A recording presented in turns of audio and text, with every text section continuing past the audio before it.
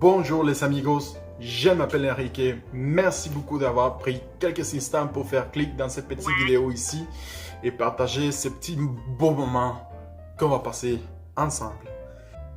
Alors, si vous habitez comme moi au Québec actuellement, plus précisément à Montréal, vous devez savoir qu'est-ce qui se passe dehors. Tu peux pas vraiment sortir, j'ai rien à faire aujourd'hui, c'est super froid, c'est pas vrai que je vais pas faire du ski. Alors, je me suis dit, l'option la plus facile est juste rester installé chez moi à déprimer.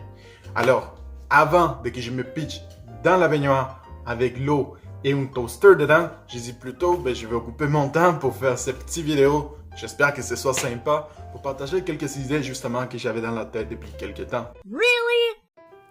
Et peut-être même, tu vas te dire, mais pourquoi je dois regarder ce mec? Qu'est-ce qu'il a d'intéressant à raconter? C'est vrai, peut-être que j'ai rien d'intéressant pour toi. Alors, tu peux juste, fermer les vidéos. Mais juste retiens dans la tête qu'à chaque fois que tu fermes ces vidéos-là, pour chaque personne où Montréalais tombe sur les trottoirs avec la glace. Ouais. Et bon, bref, en rentrant en sujet, ce que je voulais vous dire, c'est justement vous parler des trucs d'immigrants. Alors, comme moi, par exemple, je suis né et grandi dans un pays étranger, justement le Mexique.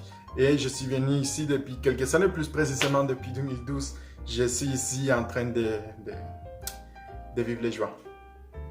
Mais bon, alors, ce que je voulais vous dire, c'est justement des trucs d'immigrants. C'est des détails que j'ai vus, que j'ai vécu, qui sont très intéressants ici. Les étapes pour lesquelles la personne va passer, que les gens à l'extérieur peut-être, qui sont pas vraiment d'idée de qu'est-ce qu'une personne qui vient d'arriver dans le pays vit, même si tout est parfait, même si tout est beau, il va y avoir certaines choses qui vont t'inquiéter, que tu ne sais pas vraiment qu'est-ce qui se passe, que tu as vraiment la curiosité de savoir comment ça marche et des fois des réactions que tu vas avoir envers de certaines situations qui peut-être sont bien ou mal accueillies, mais tu ne le fais jamais avec mauvaise intention. Et justement de ce que je vous parle, ça veut dire les chocs culturels. Ça, c'est quelque chose que les immigrants doivent déjà avoir vraiment dans eux, et moi y compris. Alors, il y a les étapes dans cette transition-là, justement, je voulais vous partager une des étapes, que c'est la lune des miels.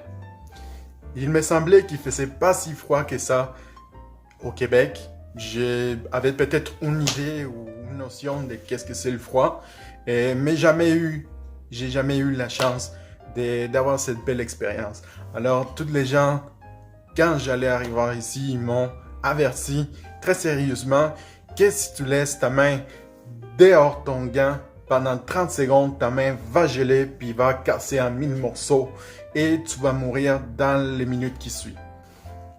Je me rappelle très bien de la première journée que je suis arrivé ici et débarqué dans l'aéroport Pierre-Éliott Trudeau. Et je me rappelle avoir sorti avec un petit hoodie qui est protégé par grand-chose honnêtement. Et puis je me disais, bon, c'est super bien. Alors, pas si froid que ça, c'est extrêmement agréable.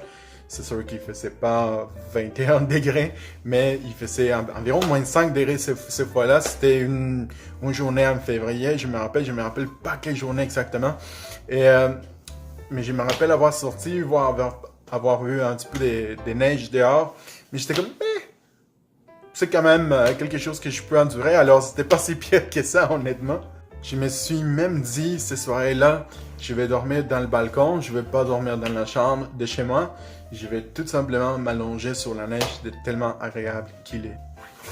Maintenant que j'ai réfléchi, peut-être un petit tip que j'aimerais vous passer, en cas que vous êtes en train de voir ces vidéos-là et vous êtes immigrant, veillez ne pas toucher ou manger la neige jaune que vous allez trouver sur les trottoirs. Ne faites pas comme moi apprendre de la mauvaise façon, s'il vous plaît. Por favor. Numéro 2. Je n'étais vraiment pas habitué à voir ce qu'on voit ici et que c'est super normal dans la ville de Montréal. Peut-être que dans les autres villes du Québec aussi, partout le Canada, que c'est les édifices à logement. Les duplex, les triplex, etc., etc. Les édifices sont très variés, ils sont partout. Il n'y a presque pas de maisons à Montréal et les logements sont des fous.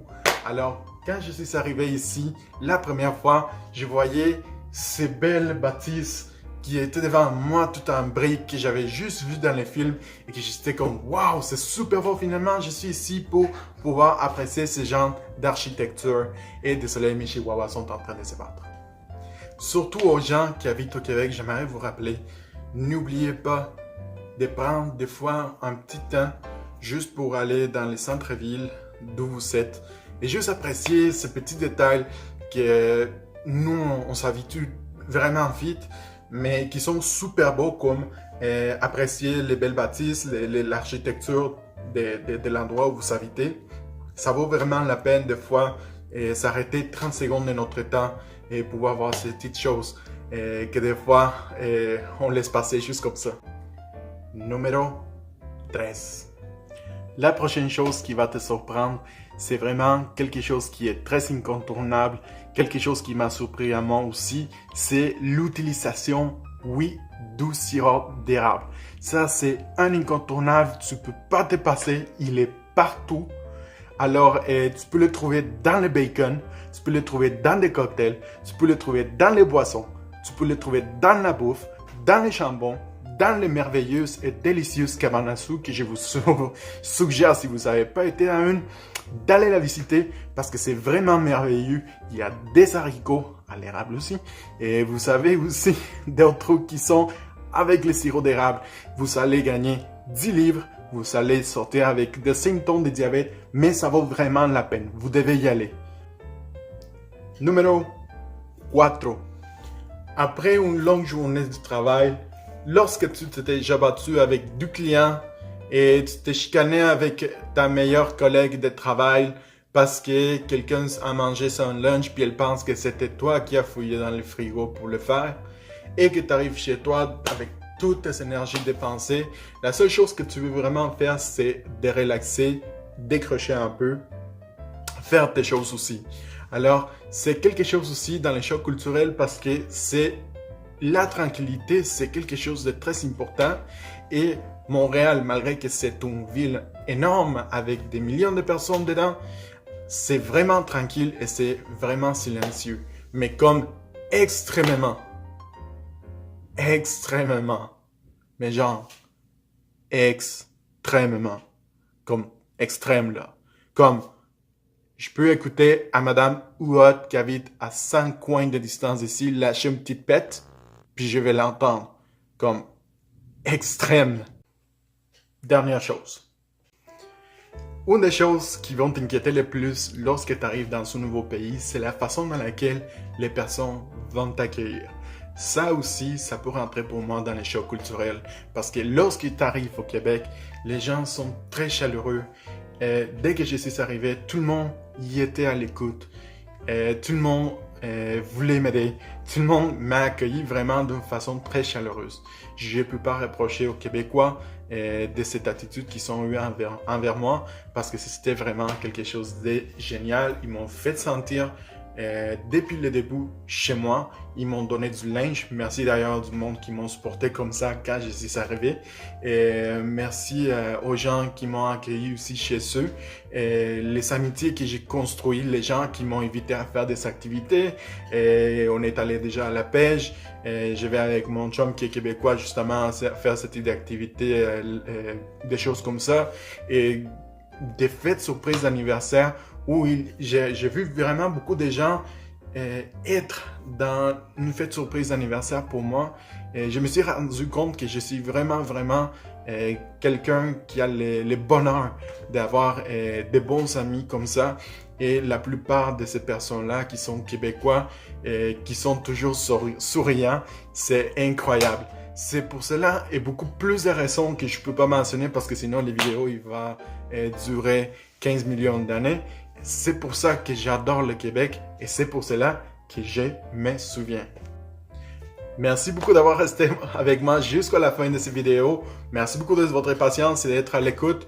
Je dois partir parce que j'ai beaucoup de faim, alors je vais aller me faire une petite taco de poutine au sirop d'érable. Alors merci beaucoup. Si vous voulez partager la vidéo, je vais l'apprécier. Je vous souhaite une belle semaine.